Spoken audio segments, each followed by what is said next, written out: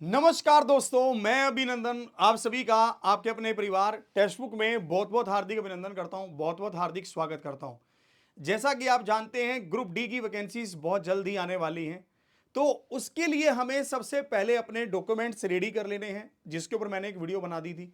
और उसके साथ साथ हमें यह भी पता होना चाहिए कि कौन सा जोन हमारे लिए सबसे बेस्ट रहेगा। देखिए, जब भी कभी हमारे पास रेलवे की वैकेंसी आती है तो उसमें हमें एक जोन सेलेक्ट करना होता है कि आप कौन से जोन से अपनी पोस्ट के लिए अप्लाई कर रहे हो, जिससे जब आपकी जॉब लगेगी तो उसी जोन में लगेगी। तो ये सबसे इंपॉर्टेंट रहता है कि आप कौन से जोन को सिलेक्ट करते हो, क्योंकि कल को आपको जॉब करने उसी जोन में जाना है। समझ गए आप? आज की इस वीडियो का लक्ष्य आपको यह समझाना तो है ही कि कौन से जोन की कट ऑफ हाई जाती है, कौन से जोन की कट ऑफ लो जाती है। पर उसके साथ साथ आपको यह गाइड करना भी है कि जोन सिलेक्ट करते समय इस बात को पूरी तरह से अपने दिमाग में रखें कि जो भी जोन आप सिलेक्ट कर रहे हैं, कल को आपको उसी जोन में जाकर जॉब भी करनी है। तो इसलिए ऐसा ना सोचकर कि यहां पर वैकेंसीज ज्यादा हैं तो हो सकता है इसकी कट ऑफ कम जाए, या फिर पिछले साल इसकी कट ऑफ कम गई थी तो इस साल भी हो सकता है कि इसकी कट ऑफ कम जाए। ऐसी चीजों को ज्यादा ध्यान ना देकर आपको ज्यादा ध्यान देना चाहिए कि आपका मन कहां पर लग जाएगा। क्योंकि भाई देखो, जॉब एक बार लगती है, उसके बाद आप ना चाहते हुए भी, क्योंकि आप ये तो पूरा प्लान करते हो कि हम आगे तैयारी करते रहेंगे, अगले एग्जाम्स देते रहेंगे, तब भी 3-4 साल ना मिनिमम आपको एक जगह पर जॉब करनी ही पड़ती है, क्योंकि अगली जॉब की तैयारी करने में पूरा स्ट्रगल है, एक मेहनत है। कई बार तो 5 से 6 साल भी लगते हैं और कई बार हम उसी जॉब पर ही रह जाते हैं और लंबा समय हमें वहां पर रहना पड़ता है। तो इसलिए मैं इस बात को अपनी वीडियो में पहले ही बता रहा हूं कि मेरा लक्ष्य यहां पर जोन जो आपको समझाने का है कि कौन सा जोन सेफ है, कौन सा जोन डेंजर है। इसके पीछे सिर्फ एक ही लक्ष्य है, क्या कि आपका माइंड मेकअप हो जाए, आप चीजों को समझ जाएं कि यहां पर मैं हमेशा से कहता हूं जोन कोई भी सेफ नहीं होता, जोन कोई भी डेंजर नहीं होता। सारे जोन अच्छे हैं, बस जॉब लगनी चाहिए, जो मेन मुद्दा हमारा है। दूसरी बात, जो ये यहां पर मैं कट ऑफ आपको दिखाने वाला हूं, ये पिछले एग्जाम्स की हैं, क्योंकि इस साल अभी तो एग्जाम पूरी तरह से हुए नहीं है, इस साल अभी कट ऑफ आई भी नहीं है। और इस साल के फॉर्म अगले जो अभी एग्जाम्स चल रहे हैं, इसके रिजल्ट आने से पहले पहले भर लिए जाएंगे। इसलिए जो भी जोन की कट ऑफ हम डिस्कस कर रहे हैं वो पिछले बार की है, उसी के अकॉर्डिंग मैं आपको यहां पर ये सारी चीजें बताने वाला हूं। तो सुनिए, सबसे पहली बात मैं आपको यहां पर बता दूं कि हमारे पास 18,000 नहीं 22,000 प्लस वैकेंसीज आने वाली हैं। इस पर भी अभी काफी वो चल रहा है कि इन वैकेंसीज को बढ़ाया जाए। ग्रुप डी के लिए आपको 18 से 33 साल की उम्र चाहिए, जिसमें ओबीसी को 3 साल का रिलैक्सेशन है और एससी एसटी को 5 साल का रिलैक्सेशन है। इसके बाद अगर हम यहां पर बात करते हैं तो 21 जनवरी से आपके फॉर्म आने वाले हैं और ये फॉर्म 20 फरवरी तक भरे जाएंगे। 21 जनवरी से फॉर्म आएंगे और 20 फरवरी तक ये फॉर्म भरे जाएंगे और हमारे पास यहां पर जो वैकेंसीज हैं वो रहने वाली है 22,000। अगर आपकी उम्र 18 से लेकर 33 साल है और आपने 10th पास किया हुआ है तो आप इस पोस्ट के लिए अप्लाई कर सकते हैं। इसमें आपका सबसे पहले सीबीटी 1 होता है, उसके बाद आपका फिजिकल एफिशिएंसी टेस्ट होता है और लास्ट में आपका मेडिकल एग्जामिनेशन होता है। यहां पर अगर हम बात करें तो सीबीटी 1 में आपके पास 4 सब्जेक्ट पूछेगा, मैथमेटिक्स, रीजनिंग, जीके जीएस और साइंस।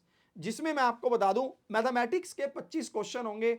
आपका जो ये पेपर होगा वो ऑब्जेक्टिव टाइप रहेगा, हर एक क्वेश्चन 1 नंबर का होगा। इसके बाद रीजनिंग के 30 क्वेश्चन पूछेगा, हर एक क्वेश्चन 1 नंबर का। जीके जीएस के 20 क्वेश्चन पूछेगा, हर एक क्वेश्चन 1 नंबर का।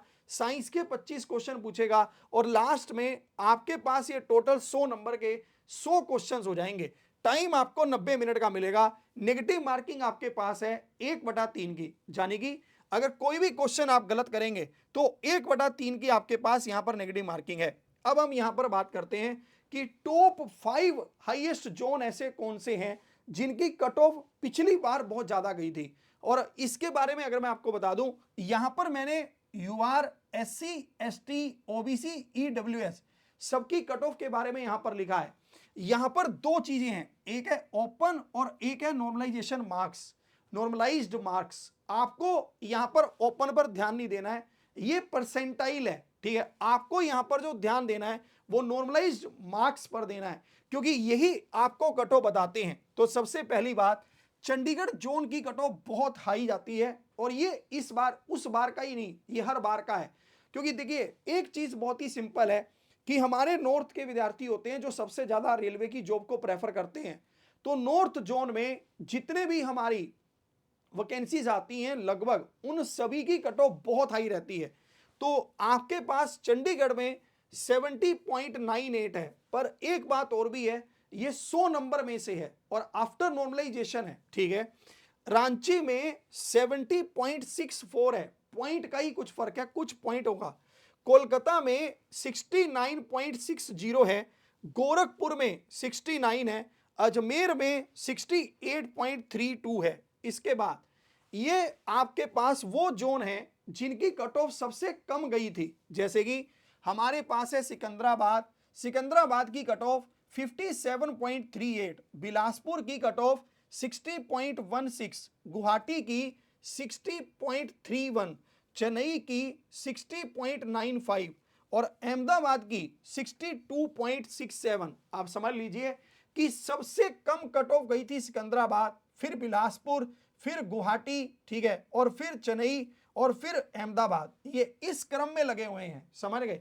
पिछले वाले में जब आप देखोगे तो यहां पर जो क्रम है वो क्या है, घटता हुआ है, और यहां पर जो क्रम है वो बढ़ता हुआ है, समझ गए आप इस चीज को। तो ये जानकारी ही मुझे आपको देनी थी कि ताकि जब आपके फॉर्म आए तो आप अपने जोन को उसी हिसाब से सिलेक्ट कर सकें। इसके साथ साथ मैं आपको एक और इंपॉर्टेंट अपडेट दूंगा कि आपको अपनी तैयारी अभी से शुरू कर लेनी है। अगर आप ये सोच रहे हैं कि जब समय आएगा, जब नोटिफिकेशन आएगा तब मैं अपनी तैयारी को शुरू करूंगा, तो आप देर कर रहे हैं। आपके लिए मैं यहां पर बता दूं कि रेलवे टेक्स्ट बुक पर हम आपके लिए डेली क्लासेस लेकर आ रहे हैं। रेलवे टेक्स्ट बुक पर हम आपके लिए डेली शाम को 5 बजे से रीजनिंग लेकर आते हैं विनय सर, फिर उसके बाद जीके जीएस आपके साथ साहिल सर 6 बजे, और इसके बाद 7 बजे मैथमेटिक्स की क्लास मैं आपके साथ लेकर आता हूं, जिसमें हम आपको रेलवे के वही क्वेश्चंस करवा रहे हैं जो आपके एग्जाम में आएंगे, यानी कि प्रीवियस ईयर बेस क्वेश्चंस के बेस पर ही हमने अपनी क्लास को डिजाइन किया हुआ है। तो सभी से यह निवेदन है कि हमारे चैनल को सब्सक्राइब जरूर कर लीजिए, और अगर आप रेलवे ग्रुप डी पर कोई अन्य जानकारी चाहते हैं तो मुझे कमेंट जरूर कर दीजिएगा, ताकि मैं उस पर भी आपके लिए वीडियो बना दूं। तो इसी के साथ आज का फिर ये सेशन यहीं तक। डेली क्लास में जरूर आइए, मैथमेटिक्स सिखाने की जिम्मेवारी मेरी है।